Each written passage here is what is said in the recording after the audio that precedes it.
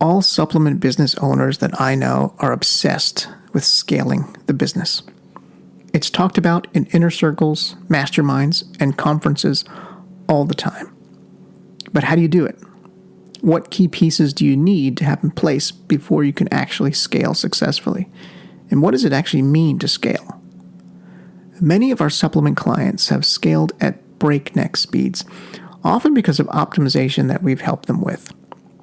Scaling your supplement business is completely possible, but it's also very tricky if you don't know what to watch out for. That's what today's episode is all about. Let's get to it. Welcome to Health Business Mastery, the Creative Thirst podcast. I'm your host, Bobby Hewitt. So what does scaling a business actually mean? What do I mean when I say scaling? Scaling in its most simple terms is really increasing in size. You can't increase a business in size unless you are selling more product. And as a consequence of selling more product, you're making more net profit and more lifetime value on every customer. And you're getting more traffic, that is more visitors to your squeeze page, sales page, funnel. That encompasses everything of scaling, but at the bottom line, it's really about growing. So even with that lens or definition, you can see that there's a lot of different ways to scale, and we're talking about a lot of different levers, traffic being one of them, conversion being another, net profit being yet another. So what does it really mean, and what do you really need to know in order to scale? Because you can scale in many different ways. A business can scale traffic by getting more visitors to more sales pages, or it can scale sales by getting more people that visit a sales page to buy through conversion rate optimization. Both, however, go hand in hand. With so many different perspectives of scale, sales, traffic, net profit, etc., it makes it seem a bit daunting at first. But there are only really two ways to scale a business. The first is vertically, and the second is horizontally. We're going to get into both of those. You can scale up traffic vertically by just increasing your ad budgets. Or you can scale out horizontally by broadening your reach across different audiences. Most people just think of the first kind of scaling vertically with more traffic. But you should do both, and I'll tell you why. But first, let's go a little bit deeper into horizontal scale. Scaling out horizontally is typically easier than scaling vertically. Yet, many people default to vertical scaling first, and they never even consider horizontal scale. Scaling a business horizontally can happen in two ways. The first involves adding different audiences to your ad traffic, and the second way is to find different hooks. Both ways go hand in hand. With horizontal scaling, you're broadening the scope of who your supplement is for. Once you've learned through split testing and optimization, you'll know what works for what audience segment. You can then scale vertically with each horizontal segment. But what do you need before you can even scale a business? There are things you need in place before you can even start to increasing your ad budgets or increase your audience. Before you can scale a business or a funnel, you first need to have a few things in place. When focusing on scaling vertically, you need to dial in your ad campaign in a single advertising channel. So your key performance indicators will tell you which ad sets are ready for scaling. If there are some ad sets or ad campaigns that are profitable on day one, that's a sign that it's time to increase the budgets to see if you can scale them. In all likelihood, though, you'll actually probably wind up breaking your ad campaign. And what I mean by break is it won't be profitable on day one anymore. And they almost always will break when you start increasing ad budget. So The profitability will slip on day one, and that's okay. You're basically adding more pressure by adding more volume of visitors to the funnel. But the game you're playing is building one thing at a time. So as you add one element, another element starts to pull back. So there's always a constant A/B testing. That's why that's the only consistent thing that you never want to stop doing when you're scaling, or even when you're not, quite frankly. It's the fastest way to get those strings back in line again, because at any time that you increase volume, that is more people, more visitors, the data will always change. Scaling horizontally makes sense when your campaign is experiencing ad fatigue or audience fatigue, in which case horizontal scale becomes your best friend. Horizontal scale means testing new hooks and new angles. At most, this requires a new big idea and an A/B test around everything that ties to the big idea. That includes the ads themselves. May include a pre-sale page, may include a headline, may include a lead. It may include a lot more than that. At the very least, this requires new ad creative just to measure the click-through, which is going to be your fastest way to learn what hook works. Again, you're sacrificing sales here, but you're just going in for the data knowledge of what hook is going to work, and then you can backfill later. Then testing a new headline and a new lead after you've figured out which is the highest click-through. Horizontal scale also means testing new audiences, though, not just hooks. Remember, there's two ways to scale horizontally. To try and find different types of people that fit into your offer. This is another way to scale horizontally. Most people simply widen the top of the funnel at the ad campaign level, but that's not what I mean here. They typically broaden it to, okay, let's increase the age range or increase the geographic area. A better approach is to take your existing health supplement and really change who it's for. So you may or may not already be doing this on your sales page. Many supplements actually already have a wide audience built into the product. They're either going too broad or they're making it work by going very, very narrow. For example, a way to horizontally scale would be to take your supplement and market it to a different group. So if you have, for example, a sleep supplement, let's say, you can scale it horizontally by creating a dedicated landing page that sells sleep just to moms. So where all your sales copy on that page is talking directly to a tired, exhausted mother who's spent all day taking care of everyone else, and she can't get to sleep. Whereas your sales page right now may not be talking to anyone in particular. It may just be talking about lack of sleep in general.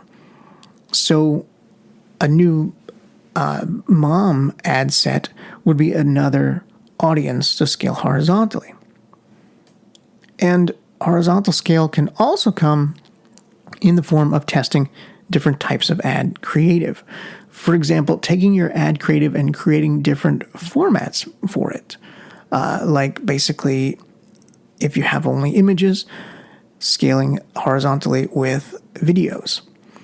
It would even go as far as to say you should be horizontally scaling all the time, in my opinion, even before your metrics begin to dip, because scaling horizontally early mitigates the inevitable decline of all campaigns.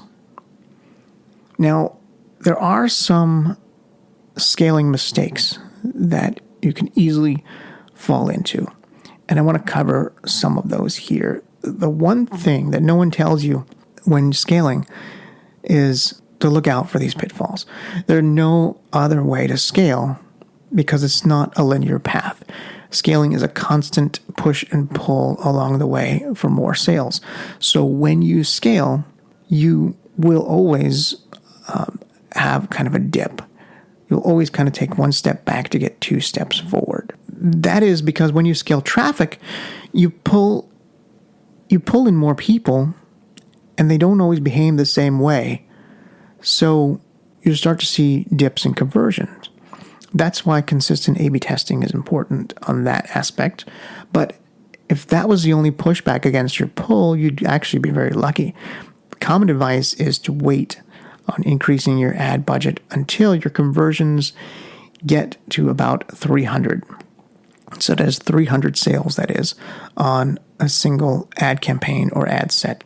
Scaling traffic before that always leads to wonky performance, and it really screws up the data engine of the traffic source.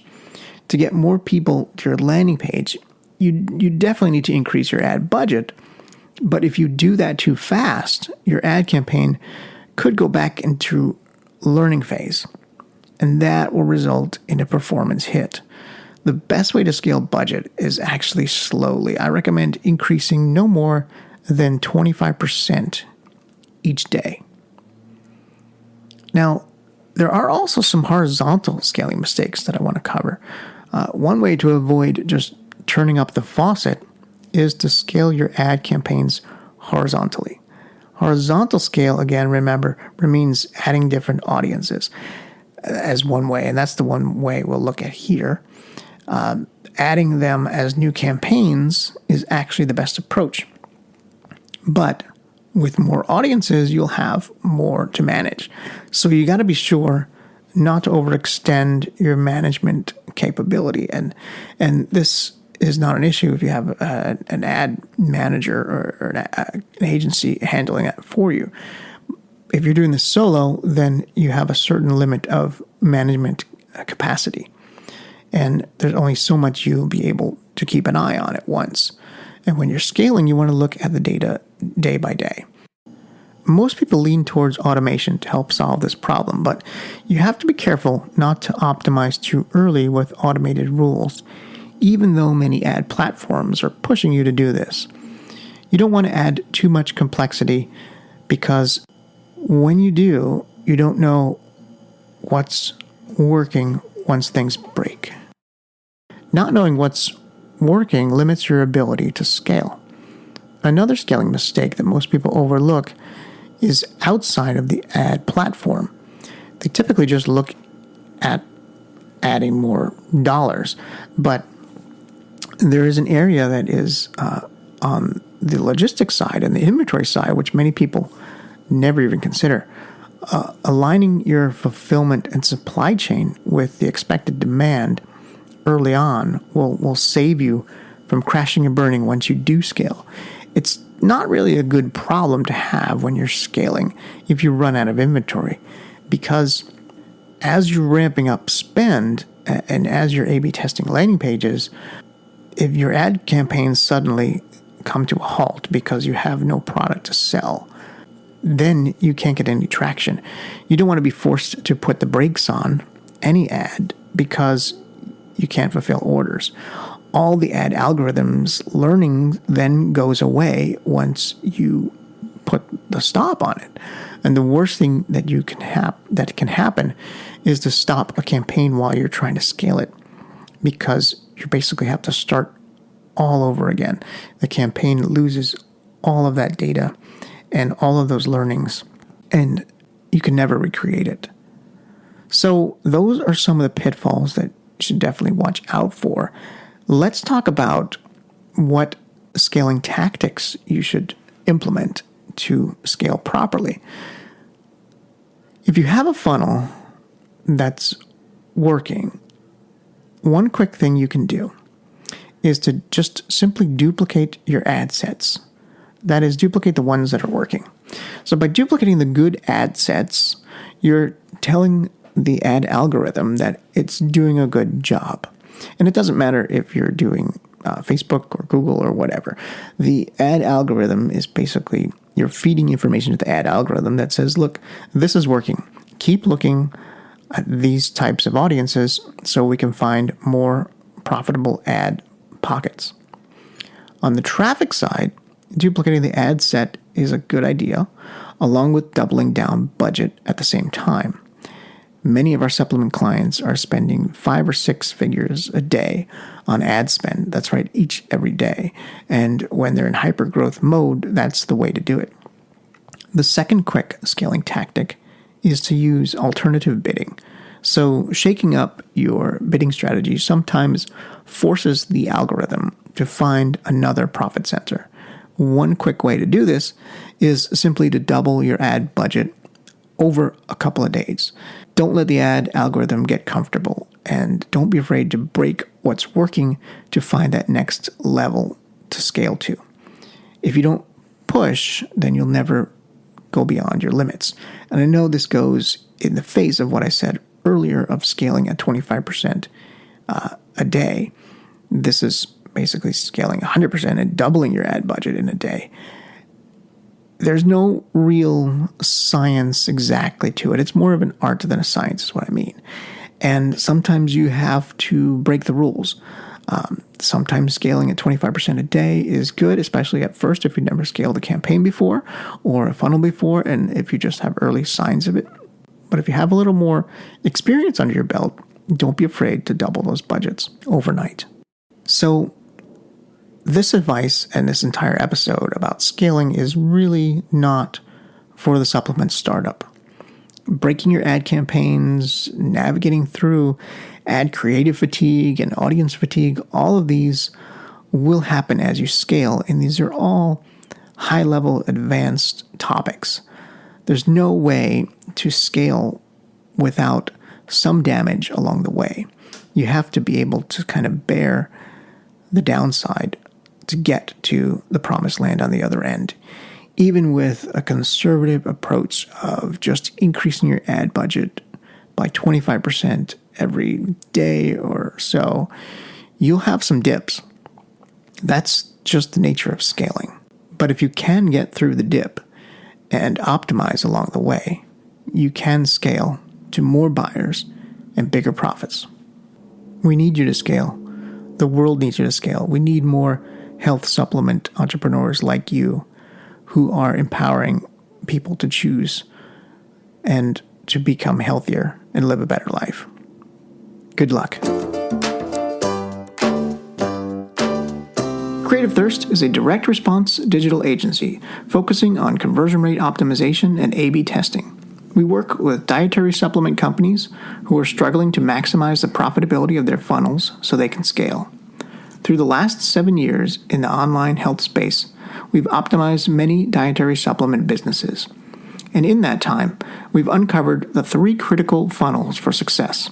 We put together that information in a free digital download called The 3 Funnels Every Health Supplement Business Needs to Build a Multi-million-dollar Empire. You can get that free report by going to creativethirst.com. Scroll down to the appropriate section and click on the blue Get Your ebook button.